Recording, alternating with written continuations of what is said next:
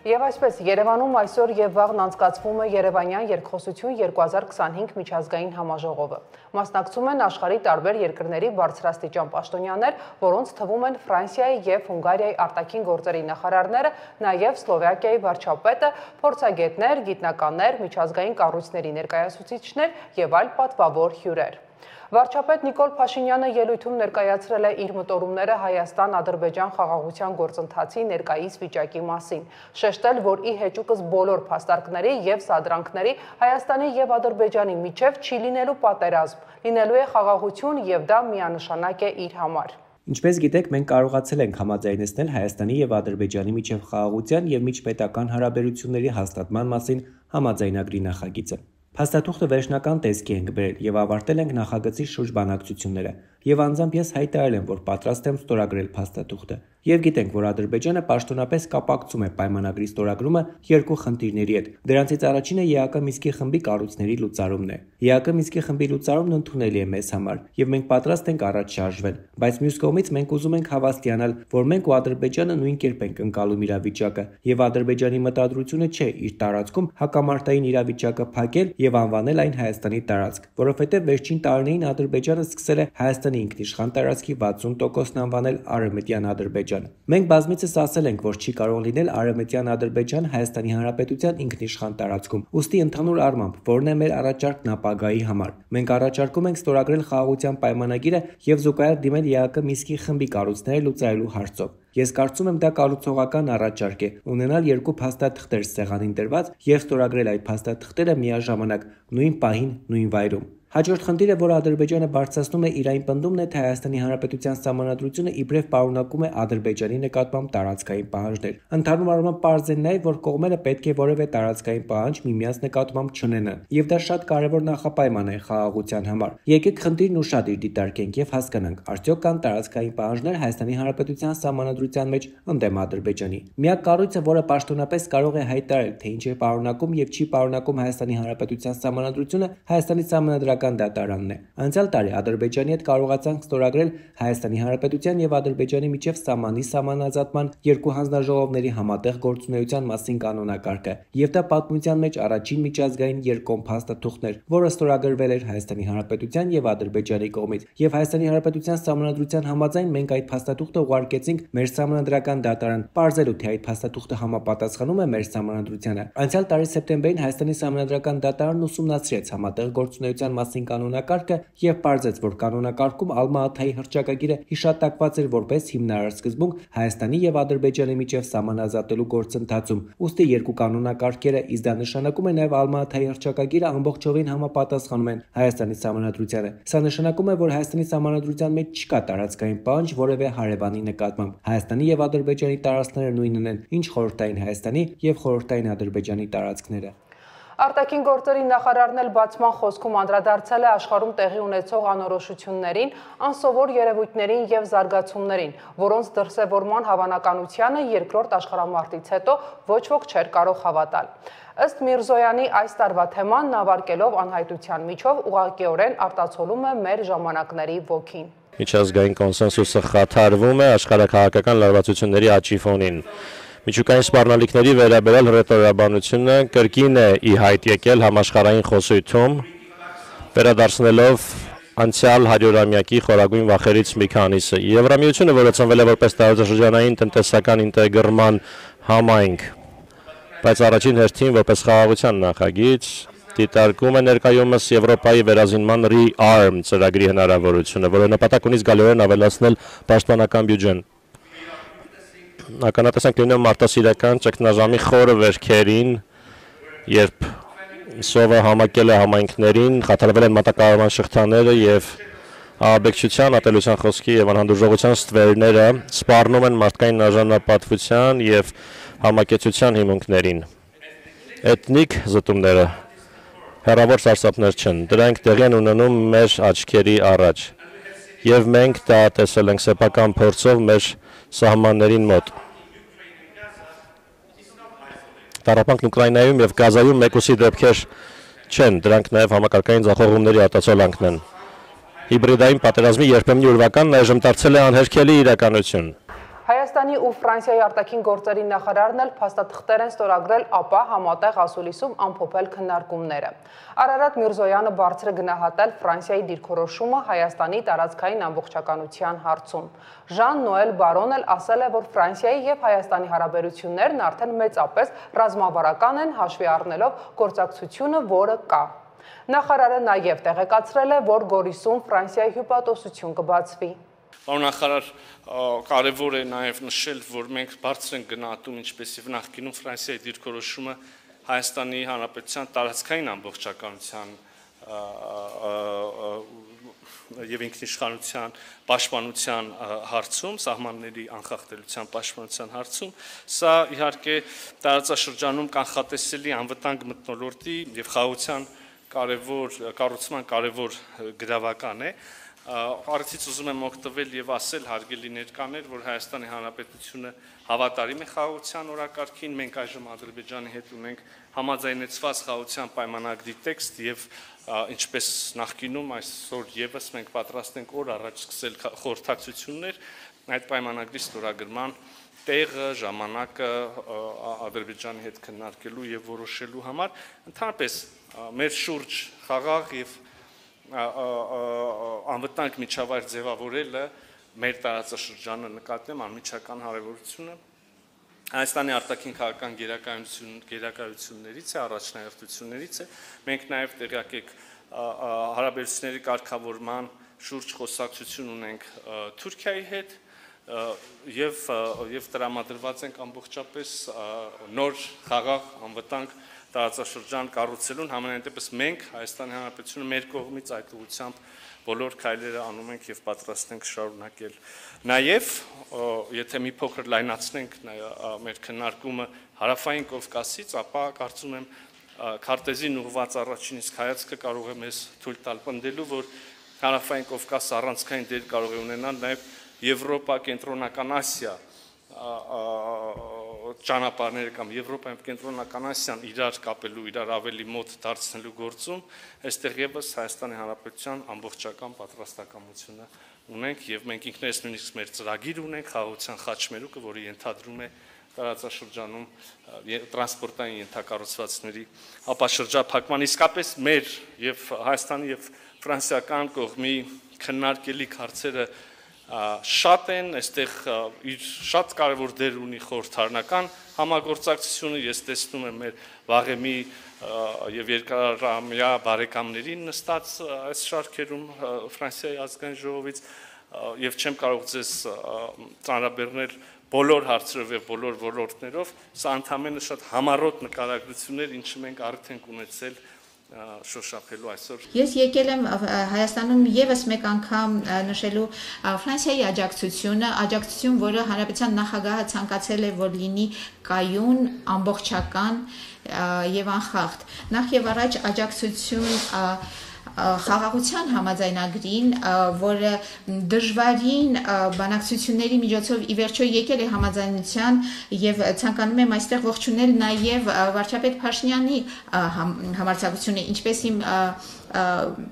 ոնց ընկեր Մարկո Ռուբիոն է ասել, ժամանակն է այն ստորագրելու եւ այն վավերացնելու։ Ահա ինչ է սպասում Ֆրանսիան, Միացյալ Նահանգները եւ Եվրոպան։ Աջակցություն Հայաստանի սուվերենությանը, ինչպես նաեւ տարածքային ամբողջականությանը։ Հարկ է նշել նաեւ մեր պաշտպանական համագործակցությունը, լինի դա վերապատրաստումը, թե զինամթերքի տրամադրումը։ Այս ամենի նպատակն է Հայաստանին հնարավորություն տալ ապահովել իր պաշտպանությունը, իր սուվերենությունը։ Աջակցություն նաև Հայաստանի ժողովրդավարությանը ընդդեմ ապակայունացման այս նաև մեր նպատակն է Հայաստանին աջակցել իր դեմոկրատական մոդելը ամրապնդելու համար։ Հայ ռազմագերիների եւ քաղաքացիական անձանց ազատ արձակման խնդիրները մեր առաջնահերթությունների ցանկում է։ Լրագրողների հետ զրույցում ասել է արտաքին գործերի փոխնախարարը։ Հարցին արդյոք գոհ են բանակցության արդյունքներից Վահան Կոստանյանը պատասխանել է, քանի դեռ չեն վերադարձել, բնականաբար ոչ։ Մեր հայ ազգի ռազմագերիների եւ քաղաքացիական պահվող անձանց ազատ արձակման խնդիրը մշտապես գտնվում է մեր օրակարգում եւ մեր բոլոր հանդիպումներում այս հարցը միշտ տեղ է գտնում։ Բնականաբար մեր միջոցառմանը նաև մարդու իրավունքների ոլորտում հայտնի բավականին գործընկերներ կան, որոնք Երևան են ժամանել եւ վստահաբար խոսելով մարդու իրավունքների ոլորտի մասին մենք չենք կարող եւ ցանկություն էլ չունենք չանդրադառնալ այդ թեմային, հակառակը դա մեր առաջնահերթությունների թվում է։ Իսկ մինչև այն պահը, երբ բոլոր մեր համերկրացիները չեն վերադարձել Հայաստան, բնականաբար արդյունքներով բավարարված լինել չենք կարող։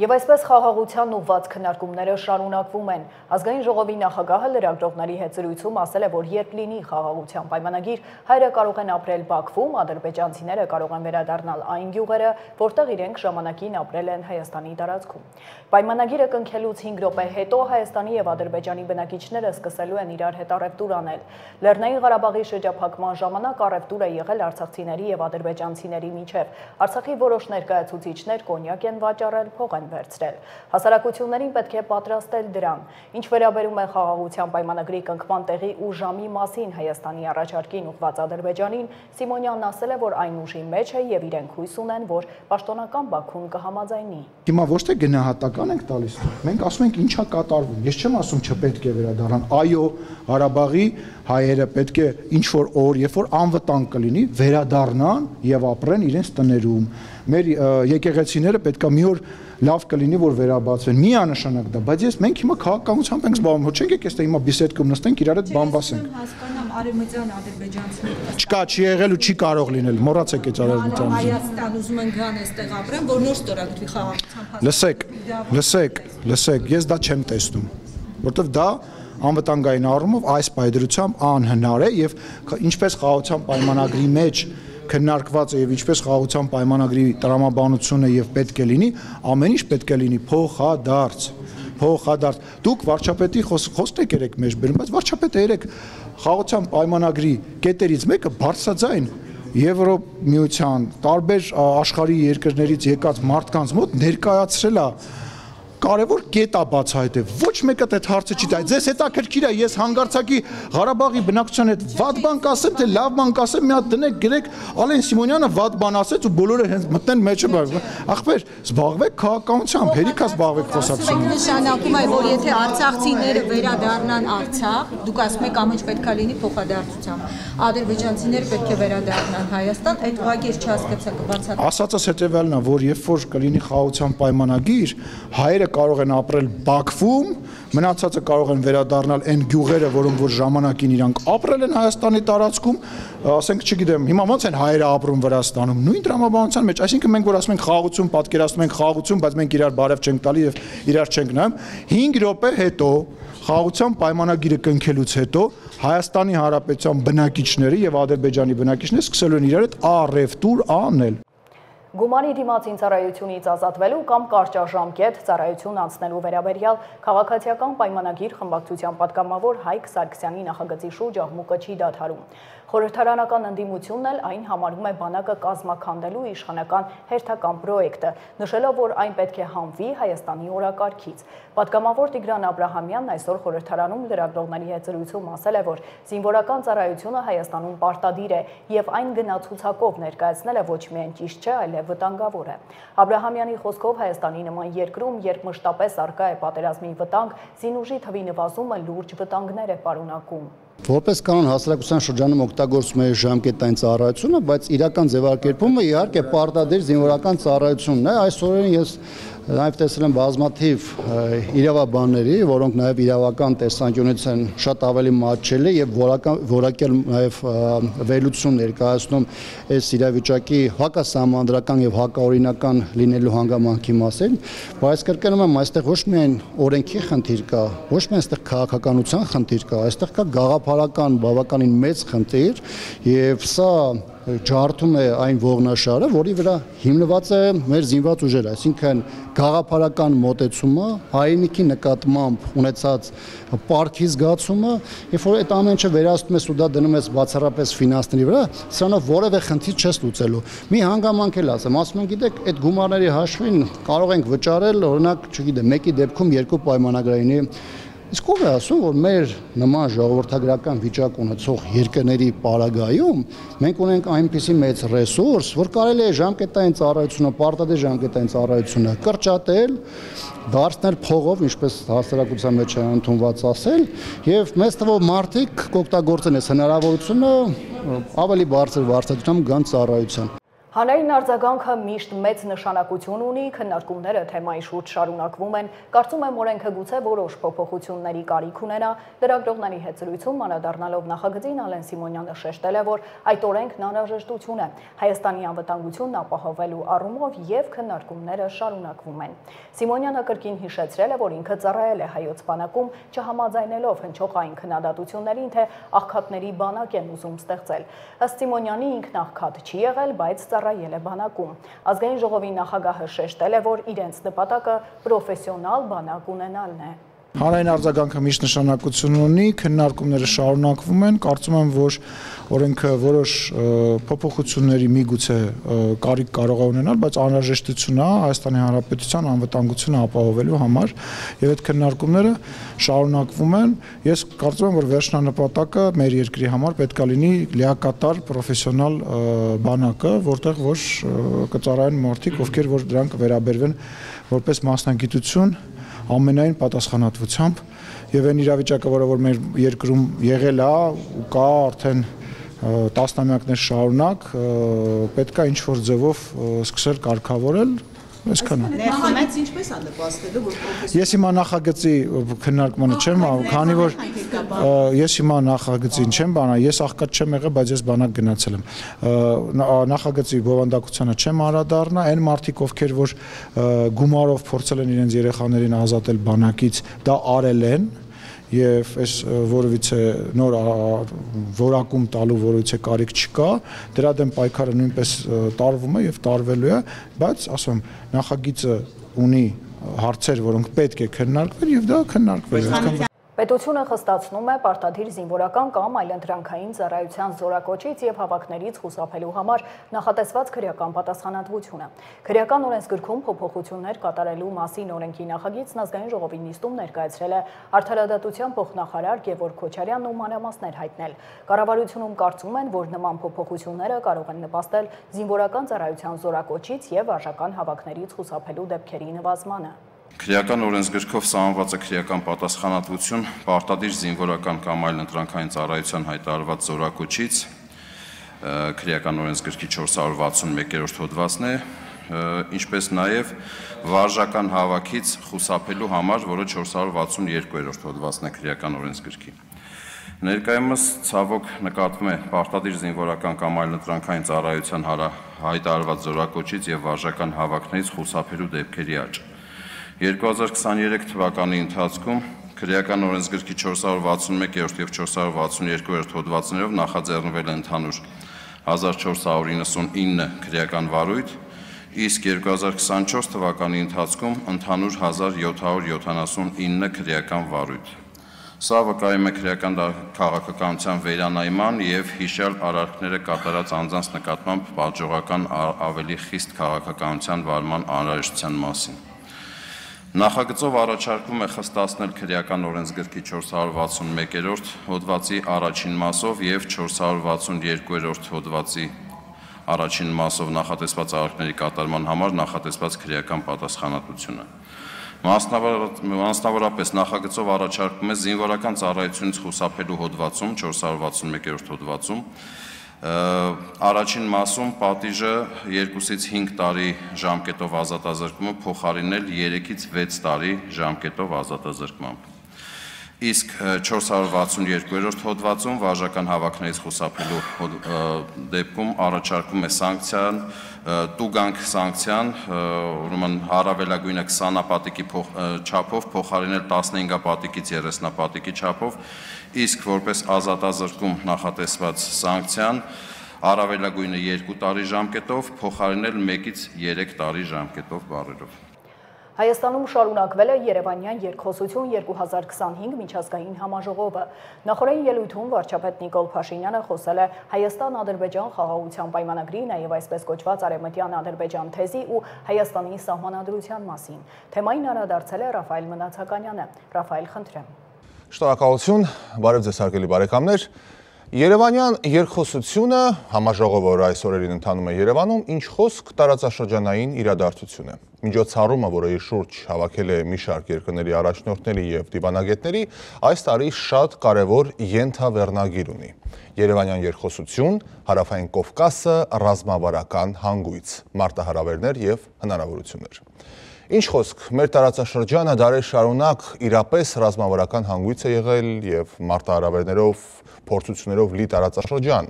բայց կարող եք արդյոք հիշել դեպքեր կամ գոնե մեկ եզակի դեպք, երբ այդ մարտահրավերները լուծվել են ոչ թե հրի ու սրի, մեր ժամանակակից լեզվով ասած ռազմական միջնորդությամբ, այլ երկխոսության եւ փոխըմբռնման ճանապարհով։ Երևի դուք եք դժվարանում։ Ինչ խոսք, ես էլ։ Ու ցավալին գիտեք որն է, որ այս իրավիճակը այնպես չէ, որ 100-ամյակների ընթացքում փոփոխվել է։ Ցավոք, իրարամերժությամբ լեցուն այս տարածաշրջանում բացառապես ուժն է ծնում իրավունք, ու կապ չունի դա ինչ ուժի մասն է խոսքը, սեփական ուժի, թե հովանավորյալ ուժի։ Ուստի սպառնալիքները դեռ մնում են, ինչպես ասում են, օդում կախված։ Այսպիսով Հայաստանը ուզում է հավաստիանալ, որ Ադրբեջանի մտադրություններում չկա իր տարածքում հակամարտությունը լուծել եւ փակել եւ այն արտահանել Հայաստանի Հանրապետության տարածք։ Վարչապետ Փաշինյանն է այս տեսակետն ու մտահոգությունները հայտնել իր խոսքում, առաջին անգամը չէ, որ նա բարձրաձայնում է այս խնդրի մասին, լինենք անկեղծ, մեջբերեմ վարչապետի խոսքը։ Ուզում եմ համոզվել, հավաստիանալ, որ մենք եւ Ադրբեջանը նույն կերպ ենք ընկալում իրավիճակը։ Ուզում ենք հավաստիանալ, որ Ադրբեջանի մտադրությունը չէ իր տարածքում հակամարտության իրավիճակը փակել եւ արտահանել այն Հայաստանի Հանրապետության տարածք։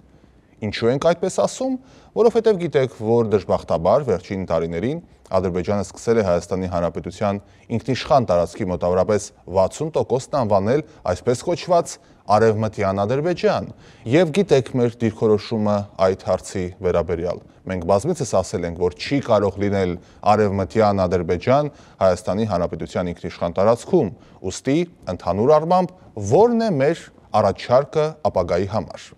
Իհարկե առաջարկներ հնչել են, բայց այս հատվածի վրա եմ ուզում կենտրոնացնել մեր ուշադրությունը, հետաքրքրական մի դրվագ կա։ Արդյոք հաղթողն ու պարտվողը նույն կերպ են ընկալում իրավիճակը։ Խոսքս վարչապետի հայտարարության մասն է, որ ասում եմ, մենք եւ Ադրբեջանը նույն կերպ պետք է մոտենանք հարցին։ Արդյոք հաղթողն ու պարտվողը նույն կերպ են ընկալում։ Կասկածում եմ։ Մանավանդ երբ դիմացինը ագրեսորին չի զսպում եւ քայլ չի ձեռնարկում։ Իհարկե մյուս կողմից ես գիտակցում եմ, որ խաղաղությունը դա շատ նուրբ ճարտարապետություն է եւ ցանկացած ծուռ բառ կարող է խալխլել առանց այդ էլ փուխր հիմքերը։ Հայաստանի արտաքին գործերի նախարար Արարատ Միրզոյանը եւս հետաքրքրական մտքեր է արտահայտել այս թեմայի շուրջ։ Միրզոյանը կարծում է, որ Հայաստանի եւ Ադրբեջանի միջև համաձայնության մոդելը կարող է արտահանվել հակամարտության մեջ գտնվող այլ տարածաշրջաններ։ Այստեղ շատ հետաքրքրական է։ Այն, որ աշխարհը լի է մարտահրավերներով եւ չհանգուցալուծված խնդիրներով, դա իհարկե փաստ է, բայց միթե հայ-ադրբեջանական հակամարտության մոդելը կարող է օրինակ ծառայել մյուսների համար։ Անկամ եթե տեքստի մասին է խոսքը գնում, հա։ Այդ ինչ մի մոդել է, այն էլ դեռ չսորագրված, դեռ չվավերացված, որ մի հատ էլ մենք ցանկանում ենք օրինակ դարձնել մյուսների համար։ Ինչպես այս պարագայում կասեր դասականը, համեստ տղաներ, համեստ։ Որն է օրինակելի այս հարցի մեջ, որ 30 տարի անկախություն ենք խաղում, որ 2-3 սերունդ ենք մեծացնում այդ գաղափարախոսությամբ, որ 90-ականներին հաղթում ենք, հաղթանակ ենք տոնում, բայց չենք ամրագրում այդ հաղթանակը ու ավելին հավասարը հավասարի հետ, պարտվողի հետ գնում ենք բանակցելու, դե հիմա թող մեզ հետ Ադրբեջանը հավասարը հավասարի բանակցի ճիշտ այնպես, ինչպես մենք 90-ականներին գնացինք։ Չի անի, չէ, իհարկե չի անի։ Մեր սխալների վրա ինչ խոսք, թշնամին միշտ էլ սովորել է։ Նա ոչ միայն չի բանակցի մեզ հետ, այն էլ հավասարը հավասարի, նա առավելապաշտական դիրքերից հանդես կգա միշտ, մենք դա տեսնում ենք հիմա։ Ինչ օրինակի մասին է խոսքը, երբ հազարավոր զոհեր ենք տվել, կյանք չմտած երիտասարդները անմահացել են եռաբլրում, երբ ունենք բազմաթիվ ռազմական գերիներ, անհետ կորածներ, էլ չեմ ասում կորսված տարածքներ, լուծարված Արցախի հանրապետություն, 100,000-ից ավելի փախստականներ, պղծված եկեղեցիներ, ոչնչացված մշակութային կոթողներ, խաչքարեր եւ այսպես շարունակ, ու դրա դիմաց դեռ չկա որևէ մի հստակ պատնեշ, ավելին մենք խոսում ենք Հայաստանի Հանրապետություն խնդիրը չտեղափոխելու վտանգի մասին, այդ իսկ պատճառով, հարգելի բարեկամներ, երբ մեր բարձրաստիճան դիվանագետները հայտարարում են, որ Հայաստանի ու Ադրբեջանի միջև համաձայնության մոդելը կարող է արտահանվել հակամարտության մեջ գտնվող այլ տարածաշրջաններ, ես ակամայից հայկական ժողովրդական մի իմաստություն եմ հիշում, թշնամուս չեմ ցանկանա։ Եվ իրապես, այն որ խաղաղությունը այլընտրանք չունի, դա փաստ է, բայց այս կյանքում ամեն ինչ ունի իր գինը, իսկ թե ով է գոնե մեր տարածաշրջանում վճարում այդ գինը, ցավոք պատմությունը քանիցս ցույց է տվել։ Մտածեք այդ ուղղությամբ։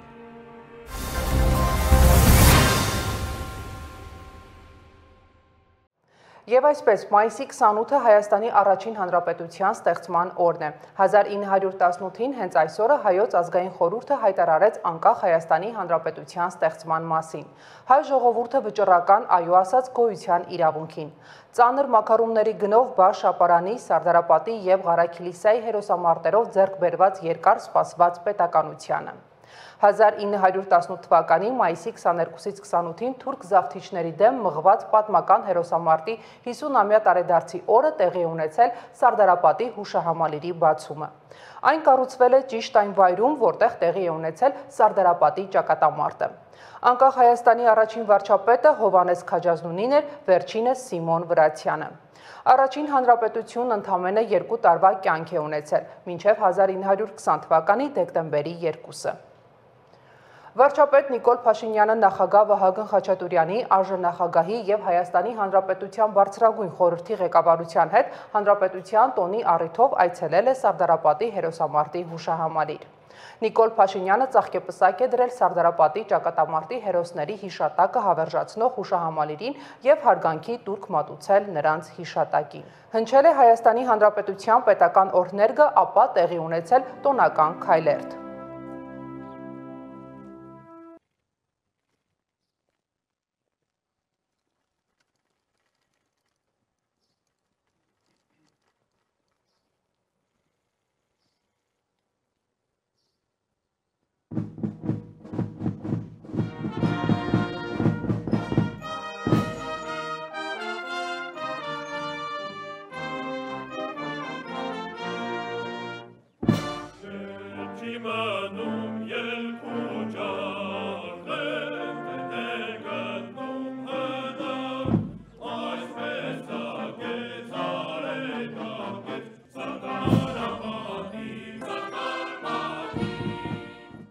Առաջին հանրապետության տոնի պաշտոնական արարողակարգից դուրս պատմական դասի և ներկայի մասին անդրադարձել է Ռաֆայել Մնացականյանը։ Շնորհակալություն, բարև ձեզ բարեկամներ։ Այսպիսով մայիսի 28-ն է այսօր, ամսաթիվ, որը ոսկյա տարրերով է գրվել հայոց նորագույն պատմության էջերում և այլևս հանդիսանում է ելակետ։ Ու ոչ, ես այսօր պատմության դասերից չէ, որ պիտի խոսեմ կամ հանգրվանի մասին, սխրանքների մասին, ոչ, պատումը բոլորովին այլ է։ Առավել ևս հիմա, երբ ազատություն և սուվերենություն բառերը հաճախ ենք մենք գործածում, ճիշտ ժամանակն է ևս մեկ անգամ հայացք նետել անցյալ և ևս մեկ անգամ համոզվել, որ սեփական երկիրն ու սեփական ճակատագիր տնօրինողները հենց մենք, հայերս պիտի լինենք։ Հեռավոր 1918 թվականի մայիսի 21-ից 28-ը բուռն մարտեր էին տեղի ունենում ներկայիս Հոկտեմբերյան քաղաքի մերձակայքում, Սարդարապատ կայարանի մոտ։ Դեռ 1917 թվականին բոլշևիկյան հոկտեմբերյան հեղափոխության հաղթանակից հետո ռուսական զորքերը լքեցին առաջին աշխարհամարտի ժամանակ գրաված Արևմտյան Հայաստանի մի քանի մարզերը։ Դրանից բնականաբար օգտվում են թուրքերը եւ Թուրքիայի իշխանական շրջանակները որոշում են ետ վերցնել ոչ միայն Արևմտյան Հայաստանը, այլև օկուպացնել Արևելյան Հայաստանն ու ամբողջ Անդրկովկասը։ Այսպիսով, դավադրաբար խախտելով 1917 թվականին կնքած հրադադարի պայմանագիրը, թուրքական զորքերը հարձակման անցան եւ գրավեցին Երզնկան, Էրզրումը, Սարիղամիշը, Կարսը, իսկ արդեն մայիսի 15-ին Ալեքսանդրապոլը, Գյումրին։ Կովկասյան ճակատում գործող կորպուսը բաղկացած էր ոչ լրիվ կազմով 3 դիվիզիայից։ Հայերը թվով մի քանի անգամ գերազանցող հակառակորդի ճնշման ներքո արդյունքում ստիպված էին նահանջել։ Այսպիսով Վեհիբ Փաշայի գլխավորած թուրքական 100 հազարանոց բանակին դիմակայում էր ընդամենը հայկական 20 հազարանոց զորքը, կազմված զինվորներից եւ սպաներից, որոնք զինված էին հին ռուսական հրացաններով եւ գնդացիրներով։ Կային նույնքան էլ աշխարհազորայիններ եւ օժանդակ զորքեր ու մարտիկներ։ Զորքերի հրամանատարը լեգենդար գնդապետ Դանիել Բեկ Փիրումյանն էր։ Թուրքերը Արաքսի հովտով շարժվում էին արևմուտքից արևելք, Երևանի ուղղությամբ։ Դանիել Բեկ Փիրումյանը նրանց դիմավորեց Էջմիածնի մոտակայքում, մի քանի հաջող հարվածներով ջախջախեց ու ետ շպրտեց նրանց։ Իհարկե այստեղ այդ խիստ գայական եւ փառահեղ դրվագների մասին եւս կարող եմ խոսել, գիտեք այդ հայտնի պատմությունը մարտից առաջ կաթողիկոսի կարգադրությամբ Մայր Աթոռի եւ Հարակից եկեղեցիների զանգերը ղողանջեցին եւ արդյունքում մարդիկ սկսեցին հավաքվել։ Ահա մի նկարի պատմություն, որ հիմա դուք տեսնում եք։ Իդեպ ամեն անգամ, երբ նայում եմ այս նկարին, ուշադրություն եմ հրավիրում այս հերոսներին, տեսեք, ովքեր նայում են կադրի մեջ, կարծես նայելով դեպի ապագա։ Ու գիտեք ինչ, նրանք ապագա էլ նայում են, նրանք մեզ են նայում, ու այս լուր հայացքի մեջ մի ամբողջ պայքար կա, պատգամ, ապրելու ու արարելու, երբեք չհանձնվելու ու չնահանջելու պատգամ։ Ինչ էին զգում այս մարդիկ, ովքեր հավաքվել էին Մայր տաճարի բակում։ Ու վերադառնալով մեր օրեր, երբ պետական այրերը պաշտոնական արողակարգի շրջանակներում լինում են Սարդարապատի հուշահամալիրում եւ հարգանքի տուրք են մատուցում Սարդարապատի հերոսների հիշատակին, կամա մտածում եմ այս ամենի մասին արդյոք այս նկարի հերոսները, ում մասին ես խոսում էի քիչ առաջ, ովքեր դուրս էին եկել մարտի, կպատկերացնեին արդյոք, որ տարիներ անց անկախ ու ազատ Հայաստանի Հանրապետության բոլոր ղեկավարները ոչ միայն իրար մեկը մեկին էլ թշնամի, էլ կեղեքող, էլ թրքասեր, էլ թալանչի, ինչ ասես կկոչեն, ու դա էլ կարծես քիչ է, երբեք իրար հետ հուշահամալիր չեն այցելի, գլուխ չեն խոնարի։ Գուցե իմ ասածը շատ միամիտ է հնչում, բայց բարեկամներ, պետության ու պետականության մեծագույն այս տոնին, մանավանդ պատմական այս բարդ իրավիճակում, այս իրարամերժության հանդեսը գոնե մեկ օրով պիտի դադարի թե ոչ։ Միասնությունից են խոսում, սիրո հարգանքի մթնոլորտից են խոսում։ Պատկերացրեք, որքան կարողչանար մեր քաղաքական ու ինչու՞ չէ սոցիալական մթնոլորտը, երբ հայ մարդը հերոսատեսությամբ եւ ոչ միայն տեսներ իր նախկին ու ներկա ղեկավարներին մի շարքով կանգնած հարգանքի տուրք մատուցելուց այն հերոսների հիշատակին, որոնց հերոսության շնորհիվ կերտվեց երկիր, որտեղ հենց նրանք դարձան նախ ագահ։ Մտածեք այս ուղղությամբ։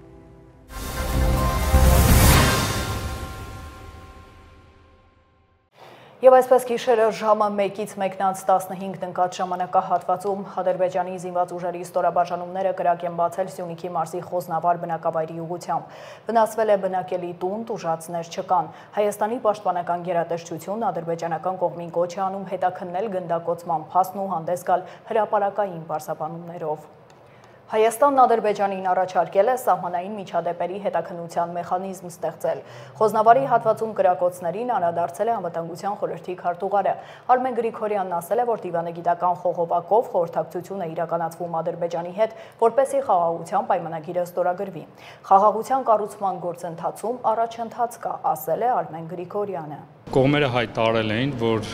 խաղաղության պայմանագրի տեքստը վերջնականացված է եւ անհրաժեշտությունն է միայն մնացել, որպեսզի ստորագրվի պայմանագիրը։ Հիմա մենք դիվանագիտական խողովակով խորհրդակցություն ենք իրականացնում Ադրբեջանի հետ, խաղաղության պայմանագիրը ստորագրելու համար։ Նոր նախապայմաններ են առաջները, ի՞նչն է խանգարում։ Մենք շարունակում ենք աշխատել, որպեսզի խաղաղության պայմանագիրը ստորագրենք, որովհետև խաղաղության պայմանագրի տեքստը, ինչպես նշել եմ, այլևս վերջնականացված է եւ միակ անհրաժեշտությունը ստորագրելն է։ Իրենք գիտեք, որ հրապարակային ներկայացնում են իրենց մոտեցումները եւ մենք էլ ունենք մեր մոտեցումները այդ հարցերի շուրջ։ Մենք պարբերաբար խոսում ենք դրանց մասին, կլինի Մինսկի խմբի լուծարման մասին, գիտեք, որ մենք պատրաստակամություն ունենք հայտնել խաղաղության պայմանագրի ստորագրման միևնույն օրը ստորագրել նաեւ Մինսկի խմբի լուծարման դիմումը, ինչպես նաև սահմանադրության մասով գիտեք Հայաստանի Հանրապետության դիրքորոշումը։ Սահմանային միջադեպերի հետաքննության մասով էլ գիտեք, որ մենք Ադրբեջանին առաջարկել ենք, որպեսզի սահմանային միջադեպերի հետաքննության մեխանիզմ ստեղծենք, հետաքննենք տեղի ունեցող միջադեպերը։ Ադրբեջանական կողմի նպատակը խուճապ եւ անհանգստություն առաջացնելն է։ Ազգային ժողովում լրագրողների հետ զրույցում ասել է քաղաքացիական պայմանագիր խմբակցության պատգամավոր Արմեն Խաչատրյանը։ Անդրադառնալով Միացյալ Նահանգներից եւ Ռուսաստանից հնչող հայտարարություններին, թե Սյունիքում էսկալացիայի վտանգ կա, պատգամավորը նշել է, որ բոլոր գերտերություններն իրենց շահերն ունեն, իսկ Հայաստանի Հանրապետության իշխանությունը ասում է այն, ինչը կա եւ դրա համար պատասխան է տալիս։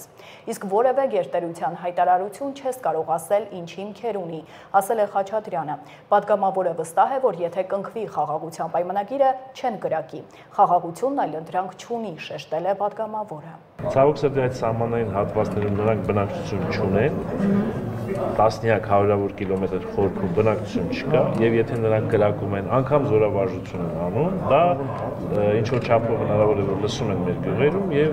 ցանկացած կրակցության ինչ որ չափով անհանգստություն։ Այնպես խոճապ չկա, ասեմ դες գյուղում որևէ խոճապ չկա, չեն կարող լինել, գյուղացիները վաղուց արդեն սովոր են դրան եւ գիտեն այդ ամենը, բայց իհարկե անհանգստացնում է եւ օր առաջ պետք է խաղաղության պայմանագիրը կնքելուց հետո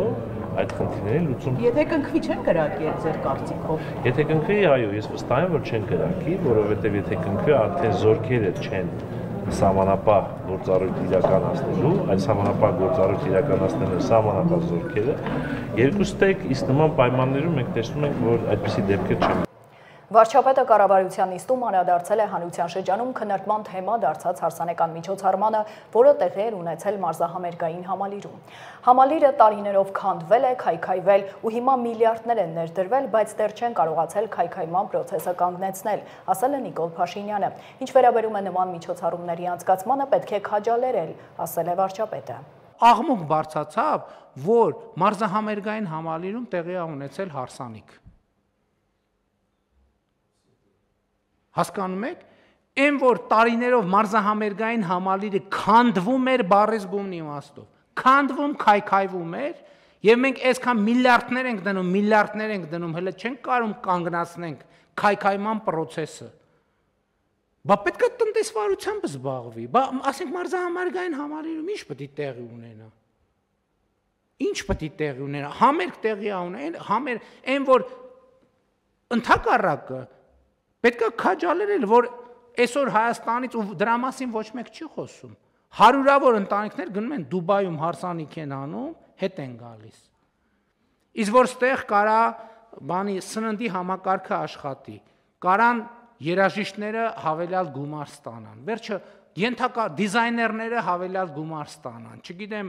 բանի ծառայություններ մատուցողները հավելյալ գումար ստանան, հավելյալ հարկ վճարեն եւ հավելյալ ծախսեր անելու հնարավորություն ունենանք, չեկեք ձեր չտանք չմոտենաք համալիրին։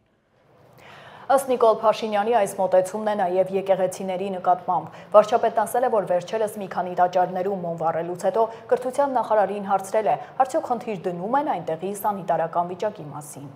Ես դες պաշտոնապես ասում եմ, որ մեր եկեղեցիները չուլանացված են, չուլանացված։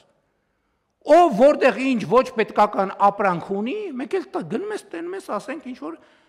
ավելացած մետլախ, պարկով ցեմենտ, ապալովկի հին կտորներ, ենթադրենք բան արմատուրայի բան հին ժանգոտ կտորներ, ասենք մտնում ես մարդը ինչի համար է եկեղեցի մտնում։ Մտնում է որ հոգևոր հաղորդակցության ունենալու, չէ՞։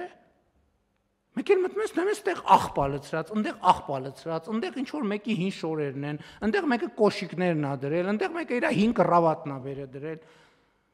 Բայց ո՞նց կարելի է ասենց էլի, այսքան ինչքան կարելի է այսքան կեղծ լիներ, հարգելի ներկաներ, ինչքան կարելի է ինչքան կարելի է այդքան խոսել սրբության մասին ու այդքան արտասուրբ լինել։ Ինչքան կարելի է ոտի տակ տալ սրբությունները։ Մեկ էլ վայ համալիրում բան ա եղել։ Այն հիմա տարածված է ու ամեն բանի տակ խաչեր են դնում, այն տոնածառի բաներից։ Ընդ որում ոչ մեկ չի հետևում։ Ես շատ ուշադիր հետևում եմ։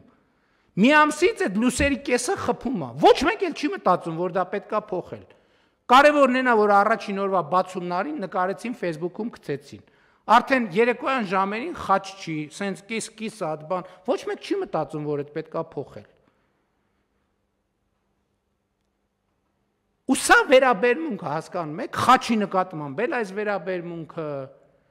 հավատի նկատմամբ էլ այս վերաբերմունքը, եկեղեցու նկատմամբ էլ այս վերաբերմունքը, բայց որ հիմա մեկը նախաձեռնություն անի, ասեք եք տանենք համալիրի գլխին մի հատ մեծ խաչ տնենք, շատ մեծ բան կառաջանա, շատ մեծ ակտիվություն կա, ինչպիսի նվիրական առաջարկություն, իսկապես եկեք տանենք խաչ տնենք համալիրի գլխին։ Հայկ Սարգսյանի հեղինակած ինձեռայության մասին օրենքում փոփոխությունների նախագիծը մտահոգում է մարդու իրավունքների պաշտպանին։ Անահիտ Մանասյանը կարծում է, որ նախագծի ռիսկերը բավարար գնահատված չեն։ Լրագրողների հետ ճեպազրույցում պաշտպանը ներկայացրել է մտահոգությունները, ասել, որ նախագիծն իր հետ չի քննարկվել, բայց վստահ է, որ առաջիկայում հարցի հետ կապված քննարկումներ կունենան։ Եթե օրինագիծն ընդունվի, պաշտպանի գրասենյակն իրավասու է, հետևաբար կարող է դիմել սահմանադրական դատարան, ասել է Անահիտ Մանասյանը։ Ըստ էության, եթե մասնագիտական լեզվով ասելու լինեմ, պիտի ասեմ, որ ես մտահոգություններ ունեմ, որ այս նախագիծը խտրականության արգելքի սկզբունքի հետ կապված լուրջ խնդիրներ է պարունակում, իսկ հանրամատչելի լեզվով պիտի հատուկ արձանագրեմ, որ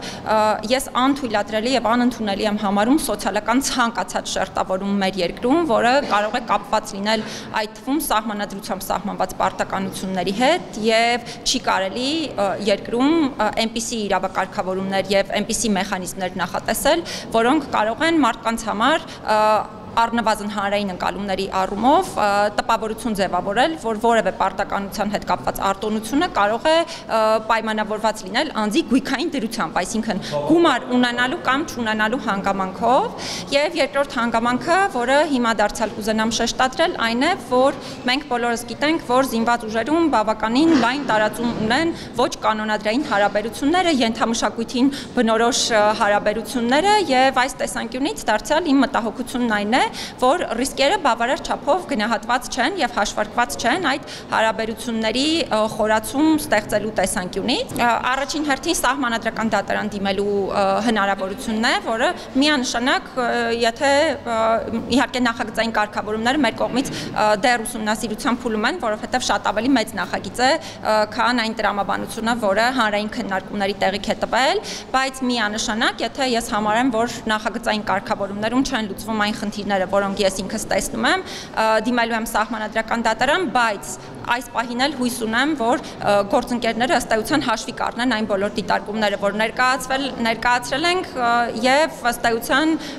չենք ունենա այդ կարգավորումները։ Նոր քվարչական շրջանը նոր ղեկավար ունի, քաղաքապետի որոշմամբ շրջանի ղեկավար է նշանակվել Մարատ Սևոյանը, նա մինչև այդ վարչական շրջանի ղեկավարի տեղակալն էր։ Մայիսի 26-ի ուշ երեկոյան շտապօգնության ենթակայանից ոստիկանություն հաղորդում էր ստացվել, որ շտապօգնության խումբը կանչով մեկնել է Երևանի Արարատյան փողոցի մի տուն, որտեղ անհայտ քաղաքացին կացնով հարձակվել է բժշկի վրա, ու սա վերջին շրջանում մասնագիտական աշխատանքը կատարող շտապօգնության բժիշկների հետ տեղի ունեցած դեպքերից ընդամենը հերթականն է։ Թեմային անդրադարձել է Ռաֆայել Մնացականյանը։ Շնորհակալություն, բարև ձեզ հարգելի բարեկամներ։ Այն, որ ֆիզիկական բռնության դեպքերը Երևանյան փողոցներում հաճախակի են լինում, նկատի ունեմ այս կրտուկ, վիճաբանություն, ընդհանուր միջև սպանություն, ցավոք սրտի ապացուցում են լրատվական գլխագրերը, բայց որ այս ամենի ֆոնին որերորդ անգամ ծեծի են ենթարկում բժշկի, ով եկել է կյանք փրկելու, դա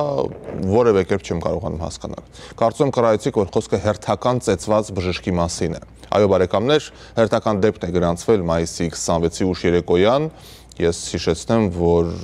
ընդհանրապես առաջատար մասնագետները, սոցիոլոգիայի լավագույն մասնագետները փաստում են, որ ցանկացած հասարակության մասին կարելի է կարծիք կազմել դիտարկելով ընդամենը 3 գործոն, թե ինչպես է տվյալ հասարակությունը մեքենա վարում, ինչ երթևեկություն ունի, թե ինչպես է նրանք վարվում ուսուցիչների հետ եւ ինչպես է այդ հասարակությունը վարվում բժիշկների հետ։ Մեկնաբանությունները թողնում եմ ձեզ։ Եվ այսպես Երևանում կանչով մեկնած շտապօգնության բժիշկների վրա հարձակվել են այս անգամ կացնով։ Կացին եղբայրը ալկոհոլի ազդեցության տակ էր,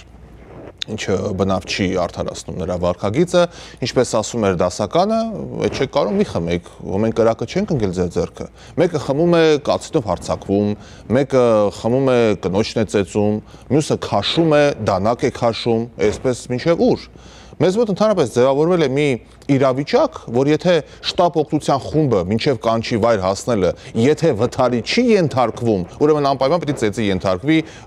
նրա կողմից, ով որ կանչել է։ Իսկ եթե ավելի լուրջ, ապա մայիսի 26-ի ուշ երեկոյան շտապօգնության ենթակայանից ոստիկանություն հաղորդում է ստացվել, որ շտապօգնության խումբը կանչով մեկնել է Երևանի Արարատյան փողոցի մի տուն, որտեղ անհայտ քաղաքացին արդյունքում կացնով հարվածել է բժշկին։ Համայնքային ոստիկանության Շենգավիթի բաժնի օպերատիվ խումբը շտապ մեկնել է դեպքի վայր, պարզվել է, որ ոչ թե հարվածը եղել, այլ հարձակում։ Բարեբախտաբար միջադեպը ծանր հետևանքներ չի ունեցել։ Երեկոյան շտապօգնության խումբը ինքնազգացողության վատացում կանչով մեկնել էր նշված հասցե, որտեղ 45-ամյա տղամարդը ակնհայտորեն գտնվելով ալկոհոլի ազդեցության տակ, նախ բժշկին պատմել է, թե ինչպես է կոտրել տան սանհանգույցը, հետո հանկարծ միջանցքից վերցրել է կացի եւ անկանոն շարժումներով հարձակվել բժիշկների վրա։ Նախաձեռնվել է քրեական վարույթ եւ 45-ամյա տղամարդը տեղափոխվել է ձերբակալվածների պահպանման հատուկ վայր։ Ընկերներ, ու սա վերջին շրջանում տեսեք որերորդ դեպքն է, համենայն դեպս մեր թողարկման ընթացքում, որ մենք անդրադարձ ենք կատարում։ Ընդհանրապես, երբ ամենամարդասիրական նպատակներով բժիշկը մեկնում է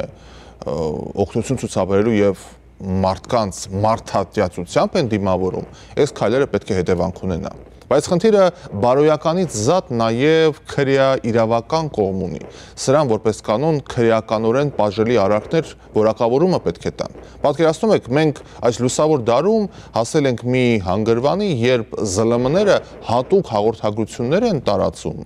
որով ծանուցում են մեր քաղաքացիներին, հորդորում են, որ կանչի մեկնած բժիշկներին չծեծեն։ Դուք պատկերացնում եք, իրապես պատկերացնում եք, խնդիրը այնքան լուրջ է, որ պաշտոնական հաղորդագրությունից մի դրվագ եմ ձեզ համար առանձնացրել, ուրեմն պատկան մարմինները հորդորում են, նախ եւ առաջ պահանջում են մասնագիտական առաքելությունը կատարող անձանց նկատմամբ լինել առնվազն հարգալից, անհարկի չմիջամտել եւ չխոչընդոտել նրանց պրոֆեսիոնալ գործունեությանը։ Իսկ եթե կասկածներ ունեք, որ նրանք ինչ որ հարցում այնուամենայնիվ թերացել են, ձեռնարկել միայն ու միայն օրինական քաղաքակիրթ միջոցներ, այլապես քրեա իրավական հետևանքները լինելու են անխուսափելի, մեջբերմանավարտ ասված է պաշտոնական հաղորդագրության մեջ, որ տարածել են։ Եվրոպայից ենք խոսում, քաղաքակիրթ հասարակությունից ենք խոսում, Եվրոմիությանն ենք ուզում անդամակցել։ Տեսեք, մեզ հորդորում են, որ բժշկին ծեծել չի կարելի։ Գիտեմ, հիմա շատերը կասեն, Ռաֆայել, ինչու ես ընդհանրացնում, չէ՞ որ սա եզակի դեպք է։ Այն որ դեպքը եզակի է, ես չեմ բացառում, բայց որ բացառիկ դեպք է, նկատի ունեմ, չի կրկնվում այդքան հաճախ, դրա հետ համաձայնել չեմ կարող։ Հաշվել եք վերջին շրջանում քանի նմանատիպ դեպք է եղել։ Իդեպ, ես ոչ թե բարոյախոսական ճառ եմ հիմա ասում, այլ հորդորում եմ պատկան մարմիններին, որ մեր բժիշկներին հատուկ կարգավիճակ շնորհեն, որ եթե որևէ մեկը կապ չունի, ինչի ազդեցության տակ է, հանկարծ համարձակվի կյանք փրկող մասնագետին ծեծի կամ կացին բարձրացնի վրան, այդ կացին աղբոր հեքիաթը տեղում պիտի հասցնեն ավարտին, երկնքից երեք շատ մեծ ու ծանր խնձոր էլ պիտի գահավիժի այդ հանցանք գործողի պարանոցին։ Այսպիսով, մանկավարժ խոշտանգելով, բուլինգի ենթարկելով, բժիշկ ծեծելով ու խաղադրույքների ռեկորդներ սահմանող մեր հասարակությունը պիտի լուրջ մտածի իր ապագայի մասին, թե ուր ենք մենք ցանկանում գնալ։ Դուք էլ, հարգելի հեռուստադիտողներ, մտածեք այդ ուղղությամբ։